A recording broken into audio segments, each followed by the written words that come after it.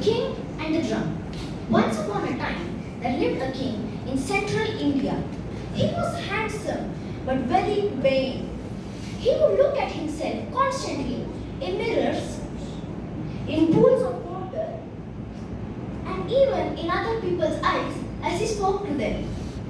He paid less attention to ruling his kingdom than he did to having his hairstyle and body massage. One day he boasted in court, "Why, I'm probably more handsome than all the gods." Unfortunately for him, a particularly irritable god was flying and was angered by what he heard. "Something will have to be done about this king," he said. His eyes fell upon a bull. "Horns!" He clapped his hands maliciously.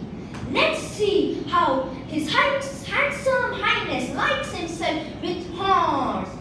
The following morning, when the king woke up, he drew his mirror from under his pillow and gazed into it and let out a loud shriek. "Ah!" The king's guards came running in to find the king sitting on the bed with a large pillow on his head. "Out, out, out, out, out!" The king screamed at the guards and sent for the royal barber immediately. The royal barber came in briskly. "You're up early today, your majesty, but why the pig?" The king broke in. "I am about to show you something, but if you speak of it to a single soul, I will have you hanged." As the surprised barber drew close, the king lifted the pillow from his head. The barber clapped his hands to his mouth with horror. And the king said, "Well, don't just stand there, do something about it." The barber tugged the king's hand this way and that and managed to partially cover up the horns. The king pulled on his nightcap to cover the rest and said, "Now go and tell the court that I am unwell and I shall not see anyone, and remember my warning."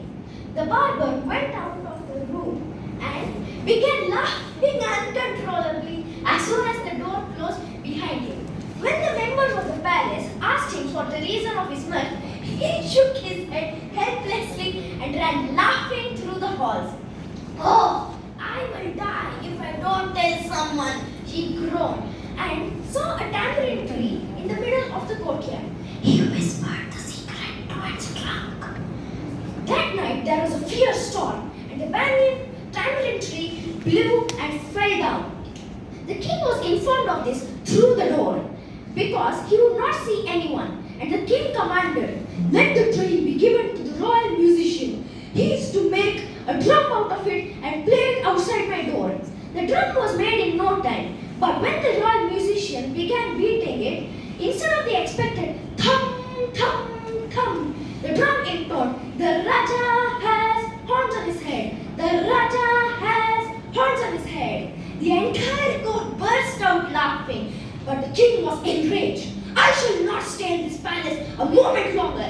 I'll go to the forest and live by myself," he said, and ran out of the palace and grabbed the tamarind drum on his way. The king lived in the forest for many years. He became a wise, strong, and selfless man. He learned to care for other creatures. When he beat the drum, it would give him the wisdom and the experience of the old tree.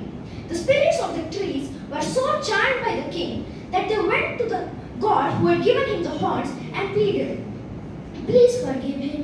He has changed now. Take away his horns and give him back his kingdom." The god obliged.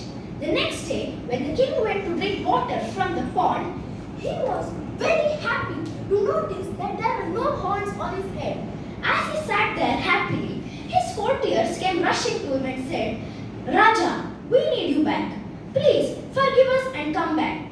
The king happily agreed and went with his courtiers. He ruled wisely with the help of the tamarind drum. Oh, and as for the barber, he kept his head but lost his job. This is Ayush Talipadi of 6th Standard Manasarovara Pushkarani Vidyashrama signing off. Oh, and what can we learn from this story? That tamarind trees cannot keep a secret. Thank you.